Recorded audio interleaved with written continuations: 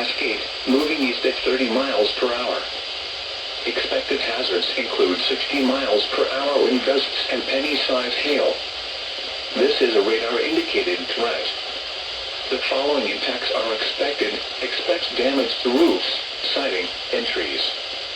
Locations impacted include Jackson, Chester, Perryville, Bollinger Mill State Historic Site, Altenburg, Patton, Millersville, Burfordville, Daisy, Alliance, Campbell Hill, Frona, Oak Ridge, Sedgwickville, Pocahontas, Longtown, Old Appleton, Lithium, and Silver Lake. This includes Interstate 55 between mile markers 105 and 139. Repeating, a severe thunderstorm warning has been issued until 7:45 p.m. for the following county: Jackson, Illinois, and the following counties in Missouri: Bollinger, Cape Girardeau, and Perry.